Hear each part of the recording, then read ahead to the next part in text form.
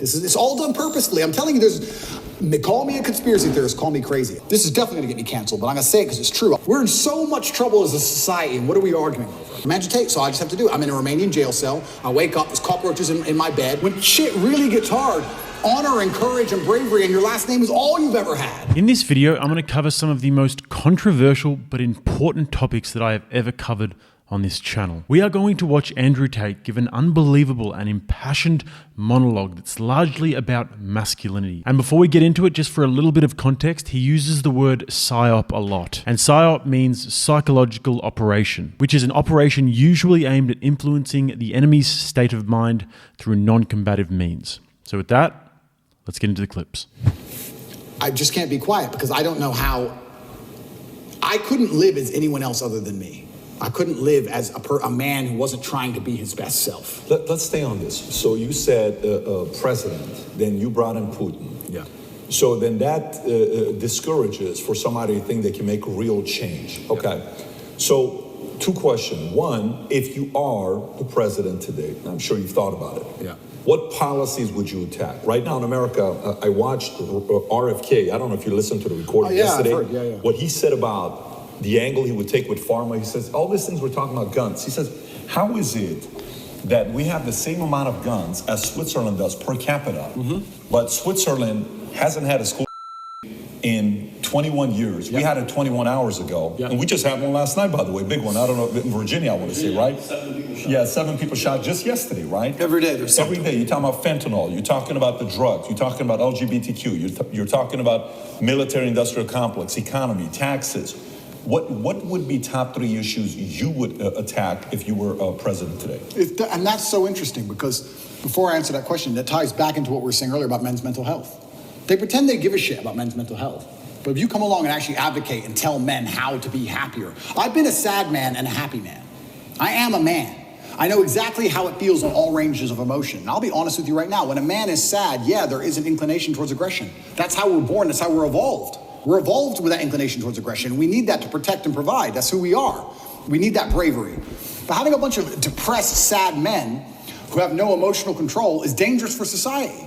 I say this all the time. They try and pretend that I'm somehow dangerous for society by telling men to stand up for themselves and be masculine. Absolutely not, really not. When you tell a man to have no emotional control and be more feminine, that's a school. A school is not a man with masculine accountability. He's a man who's told, act how you feel all the time. Then he gets picked on for long enough. Throw on some drugs on top his psychiatrist gave him, throw in a lack of a girlfriend, and he's had enough. That's where school comes from. School does not come from men being masculine. If you enjoy this content and if you're as passionate about these issues as I am, then please help me out by chucking a like on the video, subscribing to the channel, leaving me a comment. Any of these things really help me to push this content out to as many people as possible. It comes from the absolute opposite of these things, and they know this. They know this very, very well. To fix society, we have to fix that at the most base level, the root level. I think America and most countries need more transparency and understanding of how things work. But when they're attacking the family unit, they're attacking all of these issues. Every issue you've just labeled all starts back down to the beginning.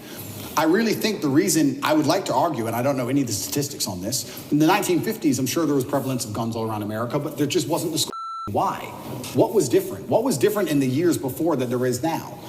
I think it's just because children obeyed their parents, and their parents were a family, and there was a degree of responsibility that was instilled inside of people, and there's a degree of accountability, and there was a degree of honor and pride. Great question. There's a degree of honor and pride. Yeah. Now stick around, guys, because the next points that he raises are absolutely incredible. But let's quickly zoom in on what he just said. A school is not a man with masculine accountability. It is a man who is told to act how you feel all the time. And guys, I've said this so many times on this channel. It is so important to be instilling in the next generation virtues like discipline, respect, and self-control. Because masculinity is under attack. There is a systematic pussification of the men of tomorrow happening right before our eyes. And what Tate just said perfectly encapsulates that notion. And it's a similar message to that of what Jordan Peterson says, albeit said in a very different way.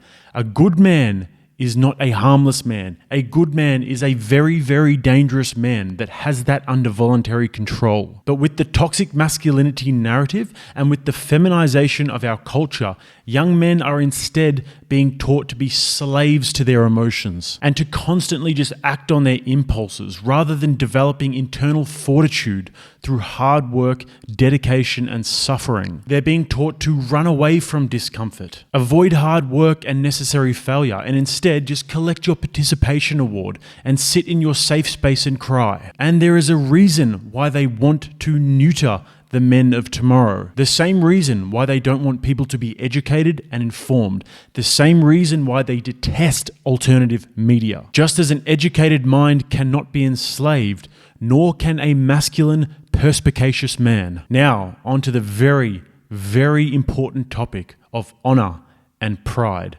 But not pride in the sense that we've been hearing about recently. I'll tell you something now. I bet in the 60s, 70s, whatever, in any country in the world, people didn't want to do dumb shit because the family would be known as criminals. The last name would be tarnished. Their son did this. You hear what their son did? There was a vested interest in all of it. Now you have a school who's going to go out there, be a piece of shit and kill people, and then their parents are on TV, well, yeah, he was failed by the system. They don't even feel any shame. It's unbelievable. If one of my children or someone close to me did something that heinous, I would be disgusted. I would apologize just for the name alone. There's no honor left. There's no pride left in the name. And this is what happens when you remove honor and pride from people. If you have no honor and no pride, nothing really matters. What matters anyway? It doesn't matter if you're out of shape. It doesn't matter if your kid's a piece of shit and a criminal. Nothing matters without honor and pride. And this is done on absolutely every level. I said this to Tristan the other day. I was actually saying we were driving, well, the other day, long time ago. I haven't left the house in a while. We were driving and I said, even on the most base level, I said, every building is ugly. Have you noticed that every new building is ugly? It's ugly. Tristan goes, yeah, it's all the same glass, big square, ugly building. In the 1400s, we built these ornate, gorgeous buildings. And now everything's ugly. Why is that? And well, I'll tell you why it is. It's because they don't want you to have any intrinsic attachment to a specific place. If all the buildings are beautiful in a specific town, you have intrinsic attachment to that town. You care about that town. You want good things for that town. You'll protect that town. You'll defend that town. What is that? That's a barrier. That's a parameter. If everything looks the same all the time, you'll just move. Who cares? Oh, they've messed up San Fran. Who cares? I'll just move somewhere else. Let's move somewhere else. It's all the same. Globalism doesn't matter. It's all the same. Buildings in Berlin and New York, they all look the same. Where's all the beauty gone? When there's beauty, you have an attachment to that beauty. They want to remove all your attachments from everything. Even now, when they try and psyop you into, let's say, the way that models all look different than they used to before, right? Models all look different. Victoria's Secret. Yeah, and I was arguing this point, and someone saying, oh, but that's because you have Eurocentric beauty standards. I said, no. I'm going to correct you, because I know you think you sound smart using the word Eurocentric, and I'm going to correct you because you're a dumbass. Let me tell you what beauty standards are. Beauty standards, by definition, for something to be beautiful, it has to at least be unique. If everything is beautiful, then it's not beautiful. If everything's beautiful, then it's standardized. For you to take a model who looks the way they look without any effort at all, and they look like most out of shape, uninteresting people on the street, you cannot call that beautiful because it's standardized, you can see it everywhere. Beauty means it must have been difficult to obtain. Whether it's a building, it's difficult to make because it's ornate, or a woman who's trained really hard to have a beautiful figure, that is difficult. Difficulty and beauty are linked. You can't have beauty without difficulty. You cannot show me another model and tell me that my Eurocentric beauty standards are saying she isn't hot, because that's not why. She isn't hot because she's made no effort. She hasn't tried. That's why. And they're doing this with everything. Everything is ugly. Nothing has a standard. Nobody has to try for anything. No parameter. No baseline belief of what's true and what's false. Everything's subjective. Your truth. No, there's the truth. There's no such thing as your truth. And this is an attack on every single level. They're assaulting us from everywhere. Even the buildings they build are assaulting you. So you can't even just drive through a town and go, wow, look how much energy has been put into this place. I love this place. I will not allow them to do it to this place. Now it's just like, we can move there. Let's move there. It's all the same anyway. It's all a Starbucks on the corner and a 7-Eleven. Who cares? It's all the same. Why fight? Why fight for any of it? It's all done purposefully. I'm telling you, call me a conspiracy theorist, call me crazy. I don't understand why an architect would now decide, who hires an architect? I'm going to build a building. Let me hire an architect to come up with the same sketch of the same bullshit building, which is already existing everywhere. How much did I pay him? Yeah, what we're going to do is we're going to build a skyscraper made of grass that looks like every other one. Is that it? We did all this 600 years ago. We built cathedrals, and now we build this crap? Why? Everything is on purpose. It's all a psyop. It's all a psyop. When they're putting these models on there, the psyop is you don't have to try. You don't have to try anything. Don't try. Doesn't matter. Just don't try. Wait for the government. We'll give you some food stamps. You'll be okay. It's participation trophies. It's slavery. It's slavery. When you need to do every single thing they say to eat, that's their end goal. That's what they want. It's slavery. They don't want you trying anything. Even going to the gym today is an act of rebellion. Even being in good physical condition is an act of rebellion. If I put up a photo of me and I'm in good physical shape, there are people who write underneath it, "Oh, you're dumb. You train so good." They insult you for it. Like, you're a bad person because you have standards for yourself. That's the level of bug man they want to get you to. Of course, these people will give up meat and eat the bugs and live in the pod. Of course they will. They have no standards. They have no self-respect, no standards. Of course they can live in an ugly building, a big, ugly matrix pod. That's all they want. Now, for those of you who have been watching my channel for some time and watching closely, you might understand why that was so resonant for me. On this channel, I've frequently referred to what I call the uglification of absolutely everything and the intentional removal of beauty from the world around us, whether that be the buildings and the architecture in the cities that we live in, what is considered beautiful in an artistic sense, the movies that we watch, the music that we listen to, what a beautiful woman looks like, and so on. And what Tate said gives a whole new perspective to this idea, in the sense that a lack of beauty and honor and standards demoralizes people and leaves them with nothing to fight for. And that is essentially what has been happening for a long time now. And I covered last week an old interview from a guy named Yuri Bezmenov, who was a KGB officer. And Yuri talked about the concept of demoralization in that interview. And this is what Tate is alluding to here.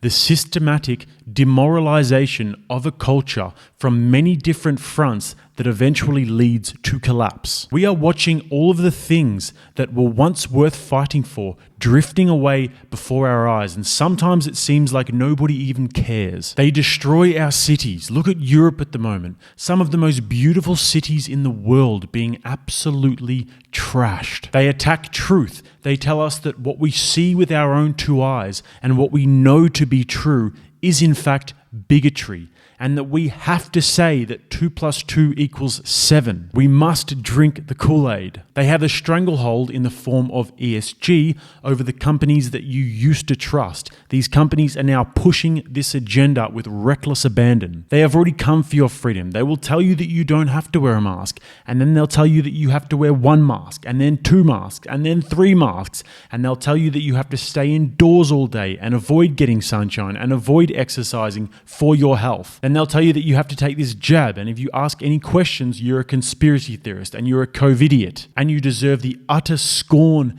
and contempt that is going to come your way. And then despite all of the evidence, they'll tell you that you have to take it twice and you have to take it 3 times, because they know, and now they really know, that 95% of people will just comply and will not resist. And those who do put up a fight, they will just demoralize and ridicule until they give up. They're also desperate to destroy the family unit and any semblance of honor and pride in one's last name that might still be remaining. They want women to be deterred from being mothers, and instead of creating a loving family and a legacy, be a slave to your boss, take antidepressants, buy a cat and be lonely and miserable until you die, because that makes you a strong and independent woman. They want to neuter men, beat the resistance out of them, and make damn well sure that they work their job, pay their taxes, wear their masks, and hand their children over to the state. And if you dare ask any questions, we will label you as a terrorist. They want to fly their degenerate flags upon sacred places of worship, the very places where people go to give thanks to God, to be a part of a community, and to create a strong moral framework by which to live your life. They want to tell you that the nation that you love and cherish, that your ancestors died fighting for, is actually evil and racist. And of course, they want your children. They want to infect the children's minds with the party lines, because they know that children's brains are the most malleable. And the best way to create mindless, obedient slaves is through the education system. How many examples of systematic demoralization do we need before people begin to wake up? Is it somebody has to sell you on that? Or is it going back to conditioning? Or what would it be? Is it someone selling you, or is it conditioning? And it goes back to my original point about the family. I do believe that a reason we didn't have so many problems before is because I believe the families had standards. And some cultures still do. I have friends who are Chinese. My dad, I cannot not get an A. That's just their culture. When my dad was still alive and he was teaching chess, my dad would charge $400 or $500 an hour for chess lessons. And towards the end of his life, he goes, all of my students are Chinese or Indian. Nobody else wants to spend money, $500 an hour to teach their kids chess. Only the Chinese and Indians will spend that money to make sure their kid is that good. So that's it. They're the ones who invest the most in their children. They still care on that level. But most families don't wake up and go, I want my children to act a certain way for the legacy, for the family name as a whole. I'm instilling standards upon them because of the last name. My entire life I've had standards instilled upon me. My entire life. Your last name's Tate, you can't do that. Your last name's Tate, you're not allowed to do that. Your last name's Tate, hit him back. I've been like that my whole life. And now we've removed all standards from everybody. This is why you get school. These should be too embarrassed to even embarrass their fathers. They should wake up and go, I would never do this to my family. And I'll also, this is definitely gonna get me canceled, but I'm gonna say it because it's true. I'll say it by extension for I don't care what you do to me. I'm Andrew Tate. I cannot kill myself. I can't. I'm not allowed. It's against the creed of my last name. I didn't have ancestors who suffered how they suffered, who went through what they went through for me to be born to kill myself. That's not the end of my story. I refuse. I absolutely refuse. No matter how bad it gets or what bad situation I'm in, I refuse to do it because I have too much respect for my last name. I won't do it. And I think that a lot of things, a lot of men's mental health, a lot of crises can actually just come back to the old adages of honor. And you can fix a lot of it. Your girl left you, you miss her. I get it. We've all been heartbroken. She's with a new guy. You're upset. She doesn't care. You care. I get all of it. But there has to be a point where you get to a level of pride and you just go, that's not who I am. I lost her. That's life. You just got to get on with it. And the best way is to have, where do you find the strength when you're in these difficult situations? I always find the strength from my last name. I'm Andrew Tate. I'm Andrew Tate, so I just have to do it. I'm in a Romanian jail cell. I wake up, there's cockroaches in my bed. They're all over my face. Well, what am I going to do, cry? Well, am I bitch out? Am I going to go and sign a piece of paper and say I'm guilty? I'm going to sell my brother out? Is that what I'm going to do? Am I going to go fucking lie and put these and sell the girls out like they want me to? Am I going to stand up and say I'm sorry for saying go to the gym like a pussy? No, I'm going to take the cockroaches off my mouth. I'm going to do some push-ups because I'm Andrew Tate. When shit really gets hard, honor and courage and bravery and your last name is all you've ever had. It's all you're going to have. And it used to be like that in the olden days. That's why no one did this dumb shit. They were just too embarrassed to even do it. And this is why you're saying, how do we fix the country? Absolutely, all of it comes down to the fact that, especially with men, none of them are bestowed with the things that the masculine essence needs to be a good man. You need pride, you need honor, you need a healthy level of ego, you need all of these things. We're taking it all from boys, and what are we giving them instead? Video games, porn, weed. And what do you expect of these people? What do you expect of these shit versions of men besides trash output? You're going to get garbage all across the spectrum. Either they're going to do nothing or they're going to do something bad. They're certainly not going to do anything good when they don't try for anything in their lives. How are they going to do something good? The scary thing about all of this is that there still are two teams in the world. And there is a side of the world where they don't accept this crap. How long is America going to compete globally when you have countries like China and Russia and these other countries where they don't do this? I don't know if you saw, they did that survey to kids of what they want to be when they grow up. Did you ever see that? Yeah, it was crazy. Every American kid wanted to be a YouTuber. Every Chinese kid wanted to be an engineer or an astronaut. Yeah. Who owns the future? Who owns the future? We're in so much trouble. We're in so much trouble as a society, and what are we arguing over? How long can we compete? Well, it's a great question. If you guys want to know more about that, at the end of this video and in the comments, I'm going to leave the video that I did about the collapse of the US dollar. But here's what's so important about what he just said. He's touching a fundamental nerve here when he's talking about honor. The reason why Jordan Peterson, for example, is so popular is because he talks about taking personal responsibility and getting your house in order. These are old school values that are inherent to us. And I know as a man that when you hear these things, you just get it. You just understand what he's talking about. And when you begin to implement these things into your life, it just works and it just makes you a better person. And this is exactly the same as what Tate is talking about with honor, but I think on a new level. Men have died countless deaths throughout history in order to protect their honor and the honor of those around them, their families, their countries, etc. And this is not some Knight's Tale BS. This is a notion that is deeply resonant with men on an unconscious archetypal level. And it's something that is completely and utterly vanished from our modern culture. We don't even know what the hell it means anymore. People rarely possess honor for themselves and their families and their country. And if they do, well, then they're vilified and they're outliers. But just like personal responsibility, when you begin to implement this in your life, it's a force of nature. It's a superpower. I used to be fat and depressed with zero honor and zero personal responsibility. But then fighting, boxing, changed that all for me. Since taking personal responsibility and living a life of honor, I've become a better man in every single facet of life. I don't really live for my own selfish, personal, fleeting, whimsical desires anymore. I do what I do for my family and for legacy, and in the hope that the people who connect with my message might receive a glimmer of hope in a sea of hopelessness, lies, and cowardice that is around us. I try my best to live a life, albeit a very flawed one, that's tethered to the values that I preach here of truth and honor. A life where I don't acquiesce to societal and social norms out of fear of being judged or ostracized. And that's a decision that I've made, and come what may, I will live and die by the sword. So this one was pretty meaningful for me today, guys. I hope you enjoyed it. Really looking forward to hearing your thoughts in the comments. And as always, guys, check out those socials pinned at the top of the comments and in the bio. Send me a message, send me an email. And if you guys want to watch another video, click right here. Until next time, I'm Jake. This is Rattlesnake TV, keeping you armed and dangerous.